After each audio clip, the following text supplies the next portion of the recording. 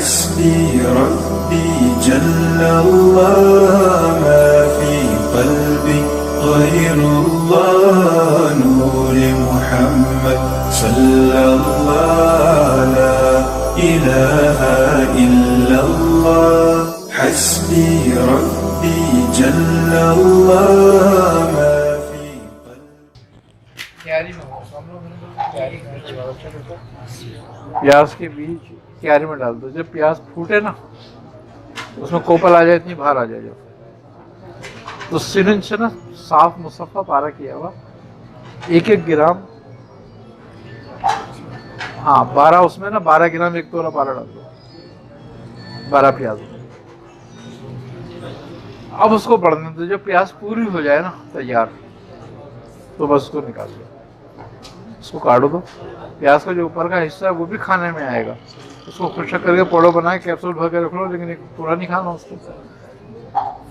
अब उस प्याज का ये है कि उसका पानी निकाल के, उस प्याज का उसमें शहद डाल के पका के, और उसका 1 चमचा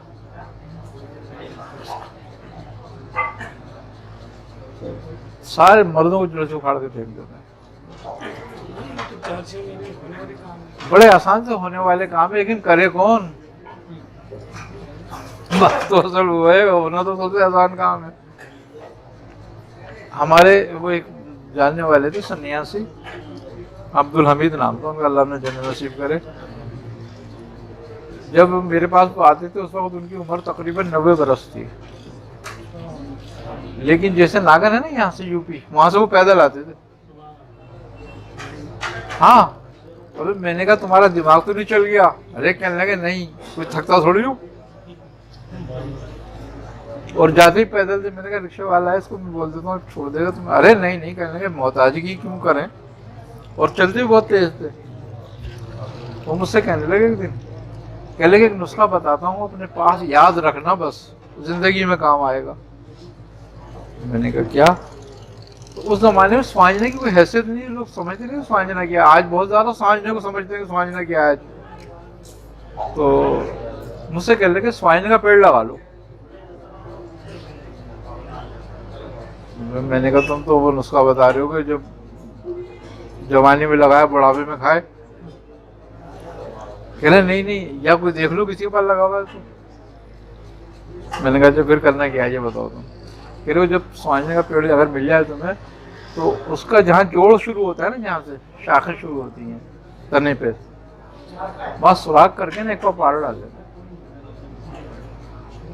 और उसको बंद कर देना बस 1 साल के लिए। बस देखते रहना उसको कि जब उसमें काले फूल आए, मतलब पीले फूल होते हैं हल्के उसके, जब काले फूल आए ना, जितने फूल हो सब तोड़ के रख लेना, सारे पत्ते उतार लेना। पत्ते भी ले? हाँ पत्ते भी ले लो, बोले इसकी खलियां भी ले लो।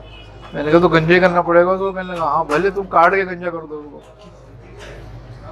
मैंने कहा अच्छा। कहने बस ये संभाल के रख लो, उसके फूल भी अलग रख लो, पत्ते अलग खुशक कर लो, खलियां अलग कर लो, और इनका पाउडर बना लो। फूल और पत्ते एक जगह भले मिला लो, पाउडर बना लो। अगर कैप्सूल बनाना तो खाली फूल रखना, और अगर वैसे करना है तो पत्ते फूल सब एक साथ कर लेना।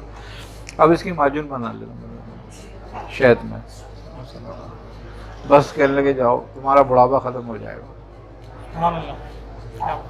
हाँ, पहले बूढ़ा अगर 70 साल का खाएगा ना तो 50 साल पे आ जाएगा, 20 साल पीछे चला जाएगा। बाल भी काले हो जाएंगे उसके, और नजर भी तेज हो जाएगी उसकी। कहने लगे मैंने 1 दफा खाया है।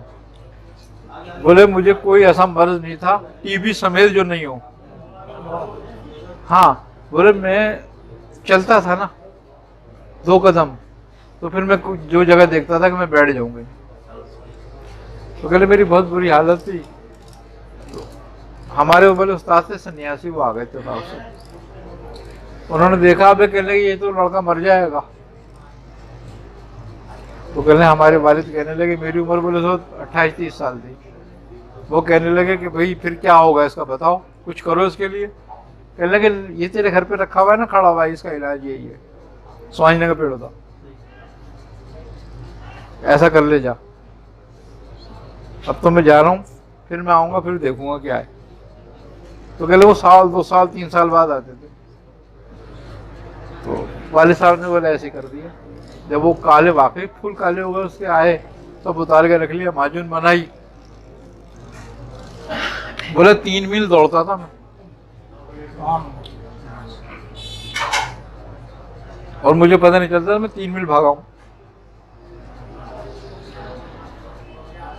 बोले जब से खाई है आज तक चल रही है।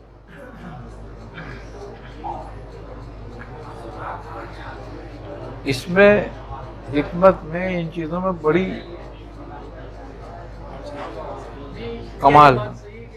पारे का इस्तेमाल अगर हो तो आखिरी वक्त में जो है वो चेहरा सिया हो जाता है। 4 पारा का डायरेक्ट आप इस्तेमाल करो, पारा डायरेक्ट नहीं इस्तेमाल करना चाहिए। अच्छा, इसमें जो है जैसे कि हमने पेड़ में डाल दिया, तो अब वो जो है ना उसमें हल हो जाएगा, उसका असर खाली उस पर आएगा, बाकी उसमें हल हो जाएगा। डायरेक्ट पारा नहीं आएगा उसमें, कुश्ता हो जाएगा उसमें, वो आए ना समझ में बात। तो वो जो है ना फायदेमंद है। अब जैसे प्याज में डाल दिया, अब जो प्याज, ये प्याज का जो वो है ना तेजाबियत, पारे को खत्म कर देती है, पानी कर देती है, हल्क हो जाता, महलूल हो जाता है, बिल्कुल तहलील हो जाता है।